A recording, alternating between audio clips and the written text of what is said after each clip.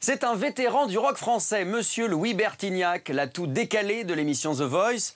40 ans de carrière, un parcours incroyable, mais surtout une personnalité discrète que nous avons décidé de vous faire découvrir aujourd'hui. Nous avons rencontré ses proches. Il nous révèle les secrets de Louis Bertignac. C'est un reportage signé Héloïse Davio.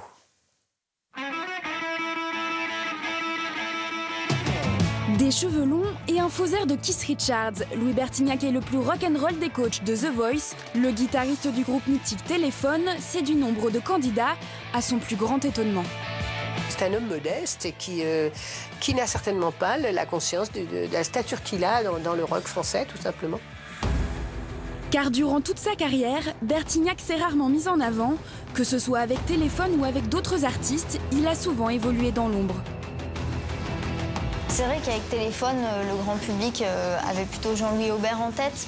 C'est toujours le même mec, je pense qu'à l'époque de Téléphone. C'est un guitariste qui fait du rock et qui aime être là où il est.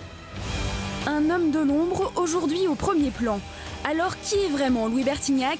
Comment gère-t-il son image médiatique? Qui se cache derrière cet homme discret et timide? Dans mes rêves, j'étais guitariste-chanteur, mais dans la réalité, je trouve que c'était mieux d'avoir un chanteur. Il laisse donner des choses de meilleure qualité.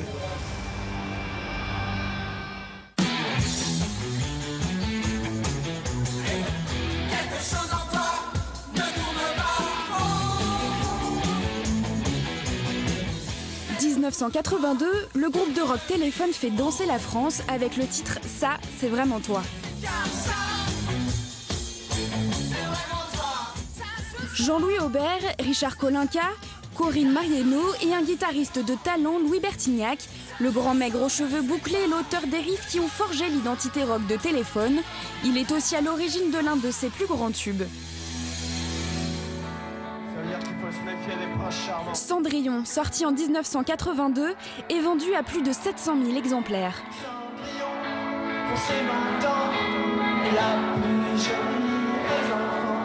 Le son Téléphone, on peut considérer que c'est Louis Bertignac.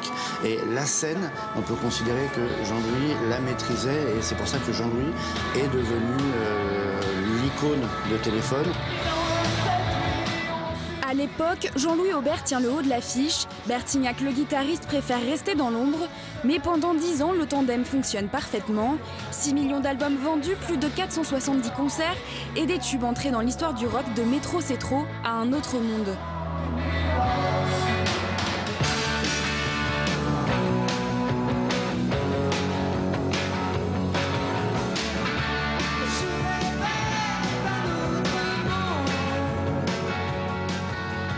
C'est un groupe mythique dans le sens où c'était quand même le premier groupe de rock français, quoi. C'est-à-dire qu'ils ont eu la chance d'arriver au bon moment, d'être là les premiers.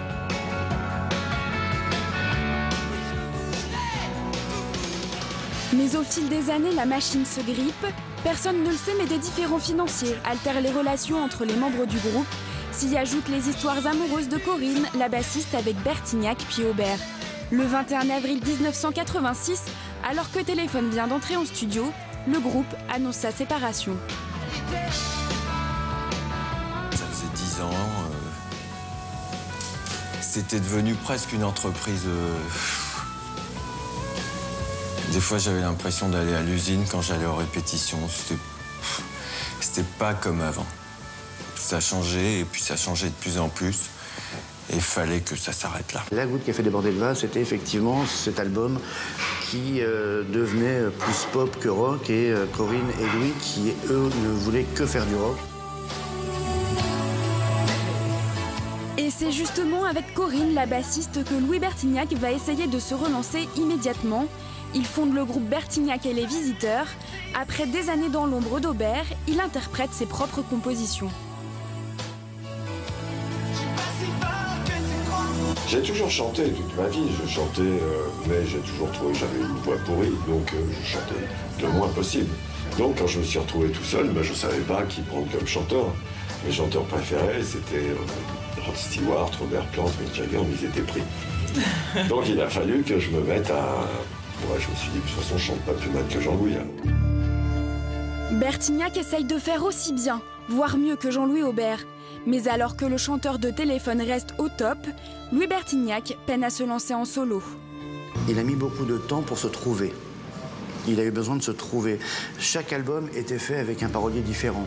Donc pendant ces 10 premières années, il n'a jamais en mesure de pouvoir offrir ce que lui était vraiment. Et quand on l'interroge sur son ancien partenaire, le sujet reste sensible. Je suis toujours un peu gêné d'écouter mon vieux pote. Parce que, je sais pas pourquoi, mais ça me gêne toujours. Et je suis toujours très critique. Parce qu'il est trop proche de moi. Parce qu'on est pratiquement nés ensemble dans la musique. Et ça m'embête. Je peux pas m'empêcher de dire à chaque fois que j'entends un truc de lui, ah, moi j'aurais fait plutôt comme ci et comme ça. Donc j'ai pas envie de rentrer là-dedans. Une histoire qui se termine mal, mais l'aventure Téléphone les marque au fer. Louis Bertignac ne peut pas donner un concert sans jouer l'un des tubes du groupe. Cyril Denis, son bassiste pendant plus de 13 ans, garde un souvenir ému d'un autre monde, chanté à Solidays devant plus de 50 000 personnes. On se quitte avec celle-là, mais vous chantez alors. On vous laisse tout seul, hein. Dès les premières notes de l'intro que Louis a fait, on a senti que les gens devenaient fous. Et on a fait une version de 9 minutes où on n'a pas chanté une seule parole et où tous les gens ont hurlé. C'était un truc de fou. Ouais.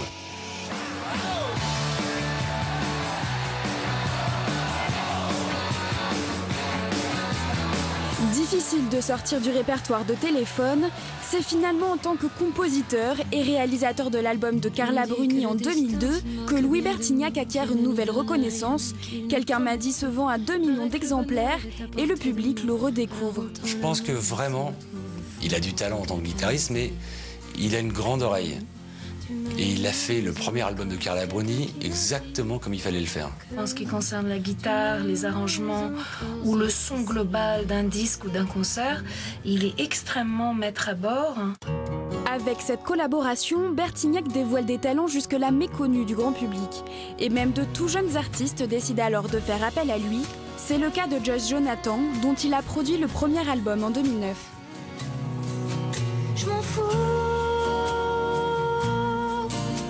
J'ai pas besoin de toi, pas besoin de tes bras, ton image reflète ce que j'aime pas. Le premier album de Carla Bruni, je le trouve magnifique.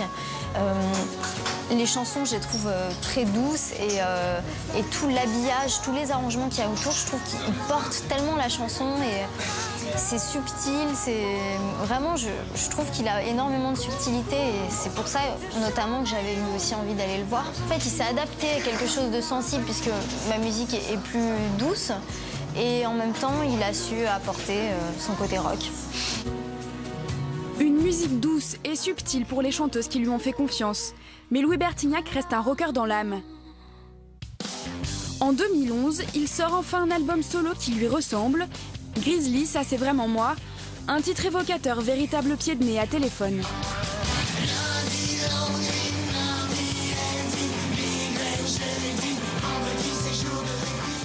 Cette musique-là, à base de riffs de guitare, c'est vraiment moi. C'est ce que j'aurais peut-être dû faire depuis un bon moment. J'y avais pas pensé. L'album reste confidentiel, mais ce double visage de rocker sensible va devenir un atout pour Louis Bertignac. La production de The Voice voit en lui un coach parfait, expérimenté et à l'écoute des jeunes artistes. Entier, spontané et sympathique, les téléspectateurs sont conquis. Quand vous êtes dans un groupe et que vous n'êtes pas forcément le chanteur lead, forcément, vous êtes beau être le grand guitariste, le grand musicien, et puis chanter aussi, hein, quand même. Ça permet pas forcément aux gens, il y a toujours un peu l'arbre qui cache la forêt, donc ça permet pas au public forcément d'entrer dans une vraie intimité. Je pense que l'émission a fait entrer Louis dans l'intimité du public, et c'est très bien.